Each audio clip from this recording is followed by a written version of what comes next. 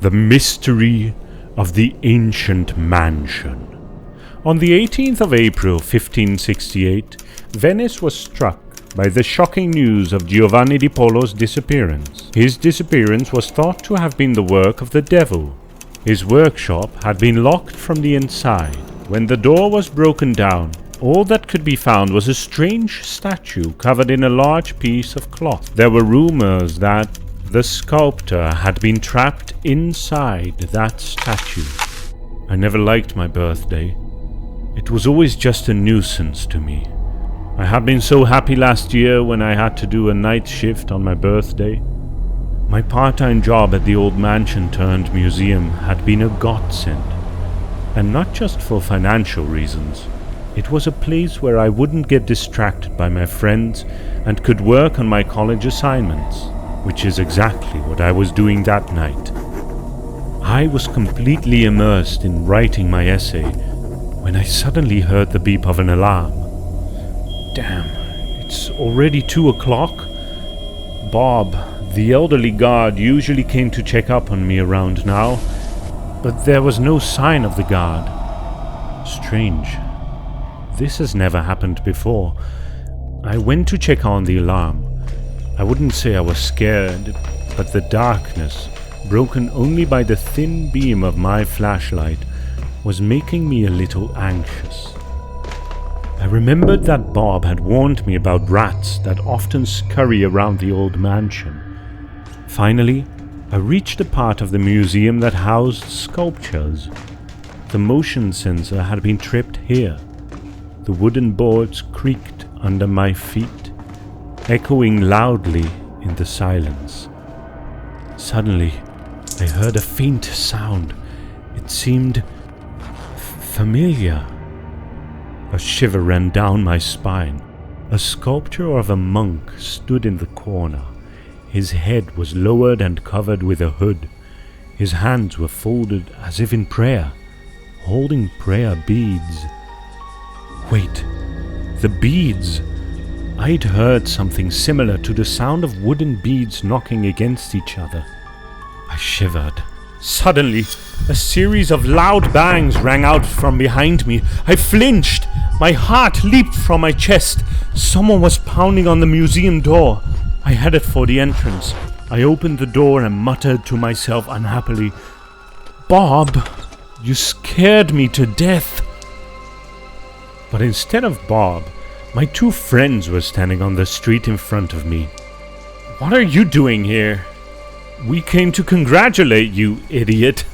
Coming inside, Cal took off his jacket and gave it a rough shake, leaving a trail of water behind him.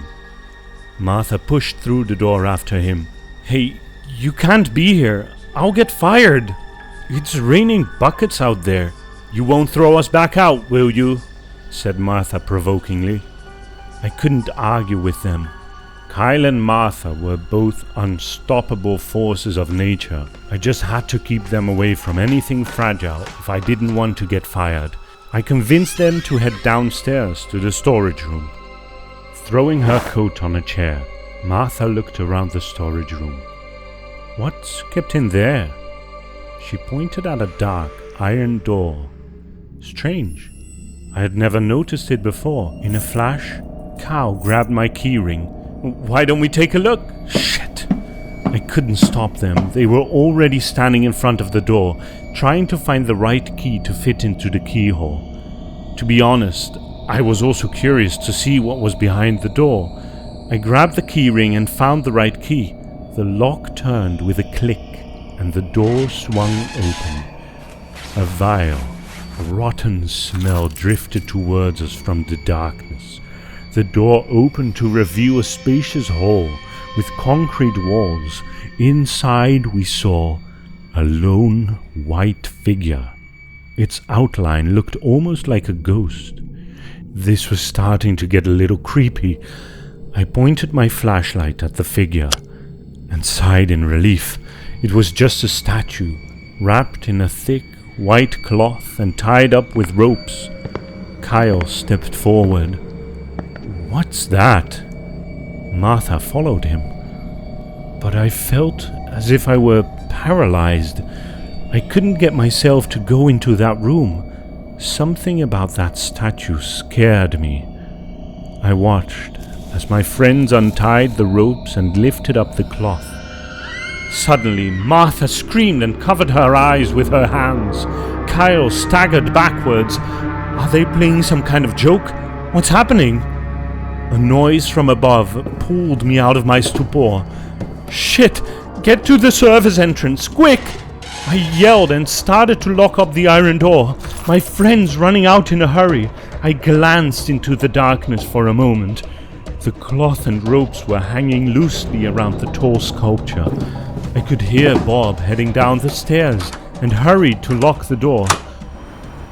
The next morning, I returned to campus. I wanted to ask Kyle what he and Martha had seen the night before. I could hear the sound of running water behind the door, and I yelled at Kyle to hurry up. I also needed to shower. Exhausted from last night, I fell into bed, fully clothed, and fell asleep in an instant. I don't know how long I slept for. My alarm woke me. I turned it off and heard water still running in the bathroom. I pulled at the door handle. It was locked. Kyle, how long are you gonna take? But I heard only silence in response. I got down to my knees and looked through the slit between the bathroom door and the wall. Right then, I screamed in horror. I felt bile rise in my throat. My friend was lying on the bathroom floor, his mouth hanging open at an unnatural angle, his already blue tongue hanging out, his eyes wide open in horror. His pale face was frozen in this chilling grimace. That image burned itself into my mind. The rest was a blur. I somehow managed to call the police and an ambulance. They asked me a ton of questions, but all I could do was nod or shake my head, my answers getting stuck in my throat. All I got from speaking with the doctors was that Kyle had suffered a heart attack from a severe shock or fright. But how? He had been completely healthy just a few hours ago. What could have been so frightening that it would scare a healthy young man to death? I saw Martha in the halls. She beckoned for me to speak with her. She wasn't crying, rather, she looked very frightened. She leaned towards me and whispered, "I know what killed him." Then she told me something that made my blood run cold in terror. After that night at the museum, she felt like she was being followed by that statue. Martha's voice shook. She kept repeating the same thing over and over again. "I swear I saw it. It's following me." She fell silent when she saw the medical team bringing out a stretcher carrying a black plastic bag. "Go stay with your parents for a while," I advised her. "You shouldn't be alone right now." On the way to the museum, I thought about what had happened. I had to go back and cover up any evidence of us being in that room. I entered the museum, quickly crossed the main gallery and headed down to the storage room, when, suddenly, Bob appeared in front of me. "Don't you have something to tell me?" he asked sharply. I froze. A thought flashed in my head. Does he already know what happened? "You've been bringing your friends in here, haven't you?" Bob held out Martha's coat.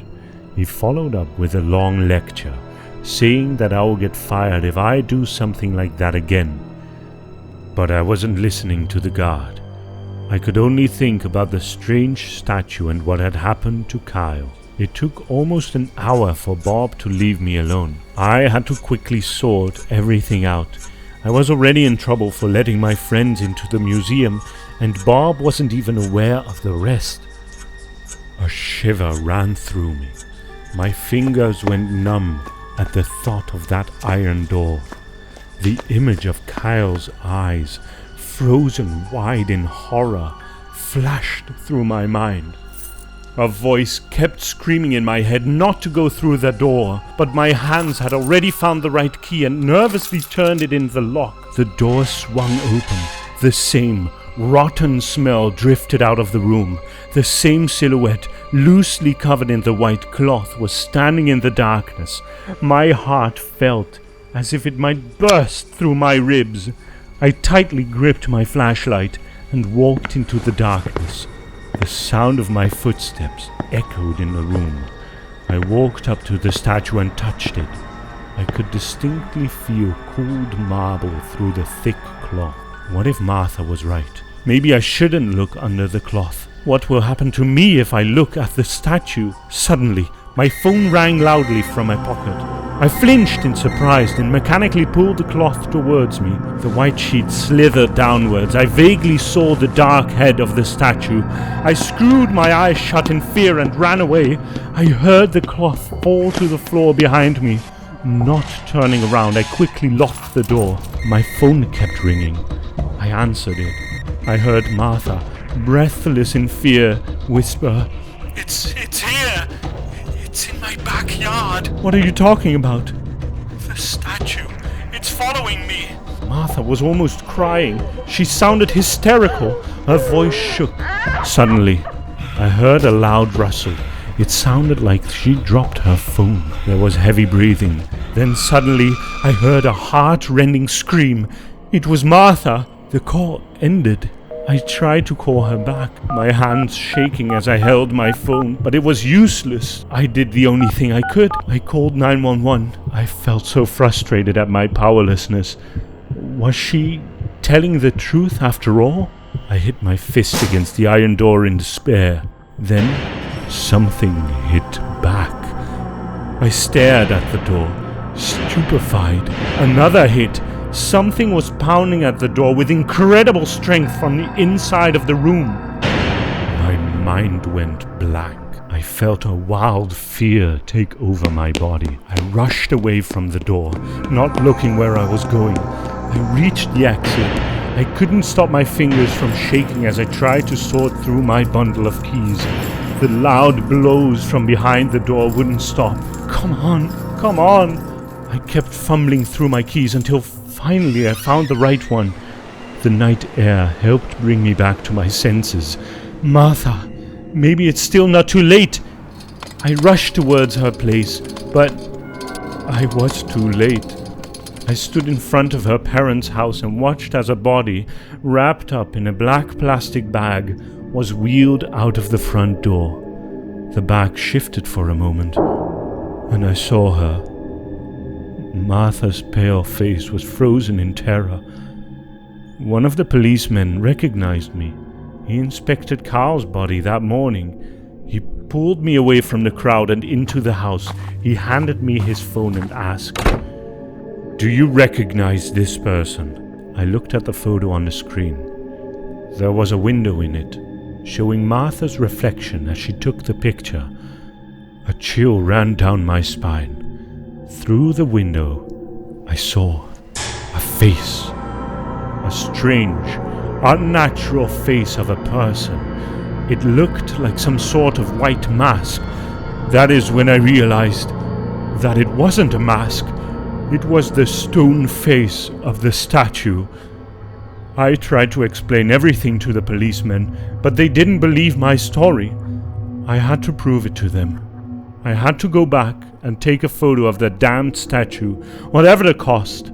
Bob was already waiting for me at the museum. "You left your post. Hand over your keys and leave immediately." I ignored him and rushed towards the downstairs storage room. "What the hell are you doing?" Bob yelled after me. "Stay here. You shouldn't see this." I froze in front of the iron door. It was hanging wide open. Impossible. The room was empty. Even the rotting smell had disappeared. I heard the unsteady breathing of the elderly guard behind me.